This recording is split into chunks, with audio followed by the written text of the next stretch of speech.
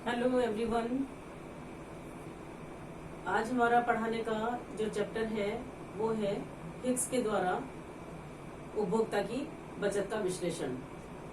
इससे पहले वाले लेक्चर में मैंने आपको बताया था कि मार्शल के द्वारा जो उपभोक्ता की बचत की व्याख्या की गई थी उसे सीमांत उपयोगिता विश्लेषण के द्वारा बताया गया था। तो मार्शल ने गणनावाचक दृष्टिकोण के द्वारा समझाने का प्रयास किया था। गणनावाचक दृष्टिकोण में हम उपयोगिता को माप सकते हैं, जबकि हिग्स ने बताया कि उपयोगिता न तो मापनीय है और न ही मुद्रा की सीमांत उपयोगिता स्थिर रहती है। जबकि मार्शल का यह मानना था, उन्होंने मान्यता ले ली थी जब उपभोक्ता की बचत के बारे में बताया था कि उपयोगिता को मुद्रा में मापा जा सकता है और किसी वस्तु की उपयोगिता सारणी दूसरी वस्तु की उपयोगिता सारणी से बिल्कुल भिन्न रहती है। मुद्रा की सीमांत उपयोगिता स्थिर रहती है। तो इस प्रकार से नियमों में मार्शल ने बांधते हुए उपभोक्ता की बचत के बारे में बताने का प्रयास किया था। आज हम हिग्स के द्वारा जो उपभोक्ता की बचत के बारे में हिग्स ने विश्लेषण किया है उसके बारे में जानने का प्रयास करेंगे। हिग्स ने अपने पुस्तक वैल्यू एंड कैपिटल में उपभोक्ता की बचत के बारे में क्रमवाचक दृष्टिकोण के द्वारा समझाने का प्रयास किया है। इसे समझाते हुए हिग्स ने बताया कि किसी भी वस्तु की कीमत कम होती है तो उसके दो प्रभाव होते हैं। वस्तु की कीमत कम होने पर अब उपभोक्ता उस वस्तु को पहले की तुलना में अधिक खरीदेगा, क्योंकि अब सापेक्षिक कीमतें इसकी कम हो गई। तो ऐसी स्थिति में वह महंगी वस्तु जो कि दूसरे अन्य वस्तु है तुलनात्मक रूप से महंगी हो जाएंगी, तो महंगी वस्तु के स्थान पर वह सस्ती वस्तु को प्रतिस्थापित करेगा। तो इसे उन्होंने प्रतिस्थापन प्रभाव का नाम दिया है कि पहला तो प्रतिस्थापन प्रभाव के कारण अधिक खरीदता है। दूसरा उसने बताया कि किसी वस्तु की कीमत अगर कम होती है तो अब पहले जितनी वस्तुएं प्राप्त करने के लिए उपभोक्ता को पहले से कम कीमत का भुगतान करना होगा, क्योंकि उस वस्तु की कीमत अब कम हो गई है। तो ऐसी स्थिति में उसकी एक वास्तविक आय मतलब अब अधिक वस्तुएं पहले से अधिक प्राप्त कर सकता है। तो इस तरह से उससे आय प्रभाव का नाम दिया है। तो हिग्स ने बताया कि वस्तु की कीमत कम होने का दो प्रभाव पड़ता है, एक तो प्रतिस्थापन प्रभाव के कारण और दूसरा आय प्रभाव के कारण उपभोक्ता पहले से अधिक मात्रा खरीद सकता है। तो उन्होंने मार्शल के जो उपभोक्ता के बचत का सिद्धांत बताया, मार्शल ने उसकी आलोचना की है कि न तो उपयोगिता को मापा जा सकता मुद्रा में और न ही मुद्रा की सीमांत उपयोगिता स्थिर रहती है। इसलिए उन्होंने तटस्थ वक्र विश्लेषण और कीमत रेखा के माध्यम से इसे बताने का प्रयास किया है। हिग्स के द्वारा भी ये बताया गया कि मान लीजिए ओ एक्स अक्ष पर एक्स कमोडिटी एक्स वस्तु की मात्रा और ओ वाई अक्ष पर यदि इनकम उपभोक्ता की आय को मापा जाए, तो एक उपभोक्ता यदि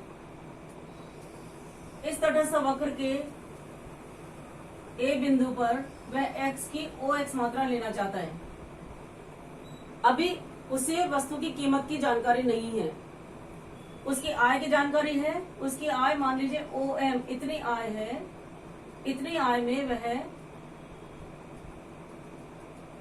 MM1 इतनी मुद्रा खर्च करके वह ओ एक्स मात्रा प्राप्त करने को तैयार है। जैसा कि बताया गया है कि एक उपभोक्ता किसी वस्तु से वंचित रहने की अपेक्षा उसके लिए जो कीमत देने को तैयार है, तो यहाँ पर ओ एक्स मात्रा प्राप्त करने के लिए एक कंज्यूमर M से M1 अपनी आय का इतना भाग देने को तैयार है। लेकिन चूंकि अभी उसे एक्स वस्तु की कीमत की जानकारी नहीं है, क्योंकि कीमत रेखा नहीं है यहाँ पर, और वह इतनी मात्रा प्राप्त करना चाहता है। अब एक्स वस्तु की कीमत की जानकारी होने पर और उपभोक्ता की आय के दिए हुए होने पर इतनी मात्रा ओ एम मात्रा उपभोक्ता की आय है, तो कीमत रेखा का निर्माण होगा। MN कीमत रेखा प्राप्त होती है कब? जब एक्स वस्तु की कीमत की जानकारी हो जाती है। एक्स वस्तु की कीमत के बारे में मालूम चलने पर अब उतनी ही मात्रा, चूंकि सामने शर्त क्या है, तटस्थ वक्र और कीमत रेखा स्पर्श करता हुआ हो। अब वह ये जो पहले नीचे वाले तटस्थ वक्र पर था, अब वह ऊपर वाले ए से बी बिंदु पर, क्योंकि जब कीमत की जानकारी हुई तो उतनी ही मात्रा प्राप्त करने के लिए कीमत रेखा के द्वारा तटस्थ वक्र का साम्य बिंदु बी पर प्राप्त होता है। और यहाँ पर अब वह M2 मुद्रा व्यय करके उतनी मात्रा वह प्राप्त कर सकता है। परिभाषा से जाने, एक उपभोक्ता जो किसी वस्तु से वंचित रहने की अपेक्षा देने को तैयार था, तो यहाँ पर वह OX मात्रा प्राप्त करने के लिए M1 मुद्रा देने को तैयार था, आय का इतना भाग देने को तैयार था। लेकिन कीमत की जानकारी के बाद वह बी बिंदु पर आ जाता है और उतनी ही मात्रा अब वह M2 मुद्रा व्यय करके प्राप्त कर सकता है। तो ऐसी स्थिति में ये जो एरिया है M1, M2, B और A, ये है कंज्यूमर सरप्लस, उपभोक्ता की बचत। ये बताया हिक्स ने।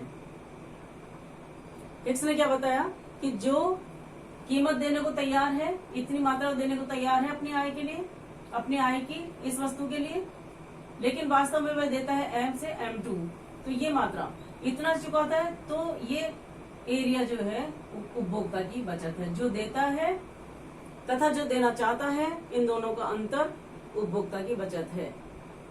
ऐसा हिक्स के द्वारा तटस्थ वक्र और कीमत रेखा के द्वारा बताया गया। उन्होंने आगे ये भी बताया कि अगर किसी वस्तु की कीमत कम हो जाए, इस वस्तु की कीमत कम हो जाए, तो ऐसी स्थिति में नई कीमत रेखा का निर्माण होगा। कीमत कम होने पर फिर और ऊपर की ओर में बढ़ सकता है। कीमत कम हो गई तो यहाँ पर ये जो साम्य स्थिति ये प्राप्त होती है। तो कीमत कम होने पर भी एक उपभोक्ता उतनी ही मात्रा और भी जो मुद्रा की मात्रा कम व्यय करके वह प्राप्त कर सकता है। इसे कीमत प्रभाव का नाम दिया है। इसी तरह से हिक्स ने आय प्रभाव की भी चर्चा की है कि यदि उपभोक्ता की आय बढ़ जाती है तो ये कीमत रेखा समानांतर रूप से ऊपर की ओर बढ़ जाएगी, जिससे उपभोक्ता का साम्य ऊपर की ओर होगा और अब वह पहले की तुलना में कम व्यय करके उतनी मात्रा एक्स की प्राप्त कर सकता है।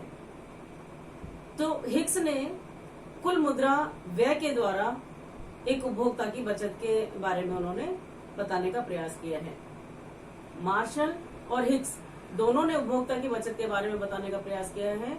मार्शल ने प्रतिस्थापन प्रभाव तथा आय प्रभाव की उपेक्षा की थी, उन्होंने केवल कीमत प्रभाव के बारे में बताया था, जबकि हिक्स ने आय प्रभाव को और प्रतिस्थापन प्रभाव को अधिक महत्व दिया है। इसीलिए हम ये कह सकते हैं कि गणनावाचक दृष्टिकोण की तुलना में क्रमवाचक दृष्टिकोण को अधिक श्रेष्ठ माना गया है और वो अधिक व्यावहारिक है, क्योंकि उन्होंने कीमत के जो परिवर्तन के प्रभाव है, जो प्रतिस्थापन प्रभाव और आय प्रभाव, जिनकी वजह से उपभोक्ता वस्तु की मांग में परिवर्तन करता है, उसका महत्वपूर्ण स्थान है। धन्यवाद।